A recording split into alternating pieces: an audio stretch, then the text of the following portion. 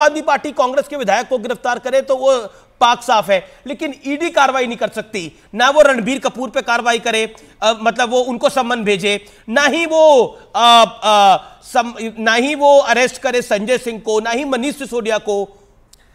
एक सेकंड शीश महल के मामले में तो बहुत पहले ही गिरफ्तारी हो जानी चाहिए थी। एक मिनट शीश महल का मामला तो ऐसा था जिसे पूरे देश देख करके अचंभित था। 45 करोड़ ये लगता है कि 8 लाख का कमोड और 16 लाख के पर्दे, ऐसी स्थिति में तो मुझे लगता है कि चीफ मिनिस्टर के गिरेबान तक पहले ही सरकार को पहुंच जाना चाहिए था। क्या बात कर रहे हैं, बहुत देर हो रही है। रोहित अग्रवाल जी के पास खुद 8 लाख के पर्दे हैं, होंगे ही ना रोहित जी आपके यहाँ 8 लाख के पर्दे, या अजय आलोक क्या होंगे? मैं जवाब दे दूं? इस पैनल के में किसके पास है 8 लाख के पर्दे? वो हाथ खड़ा कर दे। नहीं, मैं जवाब दे दूं? अच्छा बिल्कुल, अगर है तो जरूर दीजिए अग्रवाल जी। अगर हाँ नहीं मेरे पास नहीं है 8 लाख के पर्दे, खैर, लेकिन एक बात, नहीं ठीक है। देखिए ऐसा है, कार्रवाई करने से कोई मना नहीं कर रहा। नहीं, एक बात बिल्कुल साफ है, कार्रवाई करने से कोई मना नहीं कर रहा, पर ये 8 लाख के पर्दे खाली शीश महल में दिखते हैं और भाजपा के नेताओं क्या नहीं दिख रहे हैं? कमोड के बारे में ये 8 लाख के पर्दे, कमोड के बारे में वही आदमी बता सकता है जो उस कमोड की सफाई करने के लिए गया हो। सिर्फ वही आदमी सही कीमत बता सकता है जो उसकी सफाई करके हमारे बारे में जो कुछ कर रहे हैं, जो बता रहे हैं ना, या 8 लाख का है, अरे भाई देखिए, 8 लाख का है, अरे भाई ये तो टेंडर से पता लगा है। केजरीवाल के शीश महल में लगे हैं। रवि जी भाजपा नेता क्या भी देखे गए? रोहित जी शांत। रवि जी हमें तो बहुत देखने की इच्छा थी कि मैं रोहित केजरीवाल के यहाँ जाऊं, लेकिन उन्होंने दरवाजे में ताले मार रखे, तब देखा किसी को नहीं जाने दे रहे, किसी को फटकने नहीं दे रहे थे। लोगों ने तो चैलेंज किया था कि आप पत्रकारों को जाने दीजिए, लोगों ने तो कहा था कि भाई आप कैमरे को जाने दीजिए, लेकिन अरविंद केजरीवाल की हिम्मत नहीं हुई, किसी पत्रकार को जाने नहीं दिया। बड़ा रवि भाई इसमें आपकी नाराजगी वाजिब हो सकती है, लेकिन आपकी, देखिए मैं असीम वकार साहब की मुस्कुराहट पे मैं नहीं जा रहा, असीम वकार साहब की मैं मुस्कुराहट पर नहीं जा रहा, क्योंकि मुझे भी मुस्कुराना आ रहा है जो चर्चा हो रही है, लेकिन फिर भी, लेकिन मैं देखिए इन्होंने कमबोर्ड की बात करी और बात करी, उन्होंने बोला कि उसकी सफाई करने के लिए। एक सेकंड, मुझे लगता नहीं वो विषय टेंडर के, नहीं, अच्छा एक मेरा उसी का जिक्र मेरा निवेदन है, पर्दे तक रहे, गिरनाइट तक रहे, कमबोर्ड तक ना पहुंचे, मेरा निवेदन है। और आप रवि जी कह रहे हैं कि देखिए ऐसा है कि ऐसा वहां है नहीं, तो एक गाइडेड टूर करा दीजिए लोगों का, ये असीम वकार साहब भी दिखाएंगे, हम भी दिखाएंगे, और बाकी सबको भी पता लग जाएगा कि क्या है और क्या नहीं है, कि क्या खुल जा सिम टाइप के दरवाजे हैं, तो गाइडेड टूर करा दीजिए। ये तो अगर एक कंपटीशन रख लूंगा, आप तो देश के, जी रवि जी, आप तो देश के जाने माने रिपोर्टर है भाई, आप तो कहीं भी घुस सकते हैं, आप तो कहां घुसे हुए हैं? मैं हर जगह नहीं घुसता, आप तो कहीं भी घुस सकते हैं। आप तो रास्ता के लिए बड़ा प्रधानमंत्री के पास तक घुस गए थे, आप तो कहीं भी घुस सकते हैं, आपको कौन रोकेगा? आप इतने बड़े पत्रकार हैं। नहीं रवि जी, लेकिन देखिए मैंने तो गाइडेड टूर की बात करी, लेकिन चलिए लेट डॉक्टर अजय आलोक कुछ कहना चाहते हैं। जी डॉक्टर अजय आलोक कुछ कहना चाह रहे हैं। डॉक्टर अजय आलोक, देखिए अभी इन्होंने कहा कि रणबीर कपूर ने कोई ट्वीट नहीं किया, तो इसीलिए इनको अपनी ही कहानी याद आ जाती है घूम घूम के। वो राजेश खन्ना की कोई पिक्चर थी ना जिसे बैन किया था इंदिरा गांधी ने इमरजेंसी के दौरान, इसलिए वो कहानी याद आ गई क्या?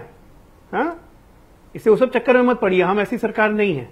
और दूसरी बात एक बताता हूं, इनका एक और ट्रेंड है, देश की जनता को जानना बहुत वही वाली याद आई। भेड़िए जब होते हैं ना, भेड़िए एक झुंड में रहते हैं तो आपस में खूब लड़ते हैं एक दूसरे से, लेकिन जब कोई बाहर वाला आता है ना लड़ने के लिए उनसे, तो सारे भेड़िए मिल जाते हैं। तो आजकल इंडिया अलायंस ऐसी ही हरकत कर रहा है, एक दूसरे को काट रहे हैं, चाहे पंजाब में काटे चाहे बंगाल में काटे, एक दूसरे को काटेंगे, लेकिन जब इन पे भ्रष्टाचार पे अगर कोई बीजेपी की सरकार, एनडीए की सरकार कार्य करेगी, तो एक साथ सब लगता है चिल्लाने की सरकार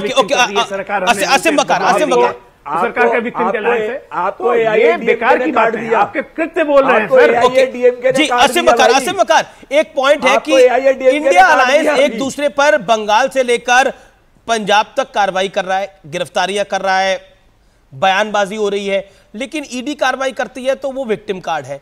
क्या आपको लगता नहीं है कि ये डबल स्टैंडर्ड है और पब्लिक भी इसको देखती और समझती है? देखिए मैंने शुरू में एक बहुत सीधी सी बात की थी। अमीश जी असीम वकार से 2 करोड़ रुपए खाली कोई कह दे, नहीं, अगर ये कह दे कि 2 करोड़ रुपए मैंने इनको दिए थे, वो मिले ना 2 करोड़, और उसके बाद वो व्यक्ति गिरफ्तार हो सकता है, तो फिर अजीत पवार डिप्टी सीएम कैसे बन गए, हेमंत बिश्व शर्मा मुख्यमंत्री कैसे बन गए, येदियुरप्पा बाहर कैसे घूम रहे हैं। अगर हेमंत सोरेन को नोटिस जारी हो रही है ईडी की, तो सेम केस में रघुवर दास को ईडी की नोटिस जारी। जवाब प्रोफेसर आगी, रिप्लाई प्रोफेसर आगी 30 सेकंड। देखिए वकार जी को मैं ये बताना, ये जानकारी दे देना चाहता हूं कि उनके खिलाफ एफआईआर में बिल्कुल नाम नहीं है हेमंत बिश्व शर्मा का।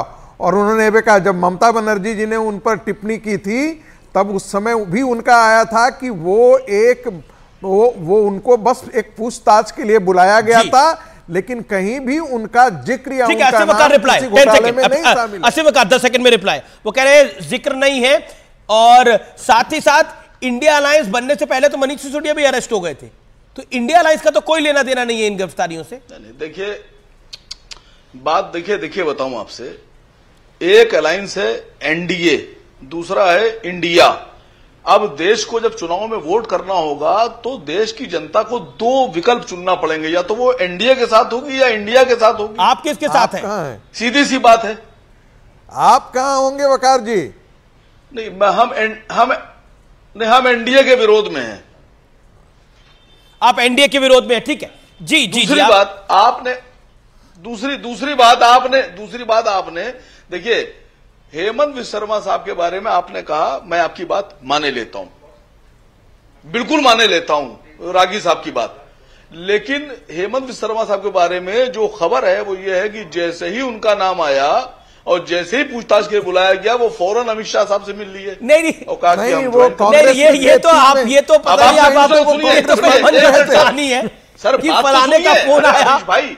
जी अमीश भाई, बात तो सुनिए। नहीं, बिल्कुल समय है, लेकिन जी मुकुल राय मुकुल राय पर केस चल रहा है। जब वो बीजेपी के भी साथ थे तब भी उन्हें ईडी ने बुलाया था और उनको पेशी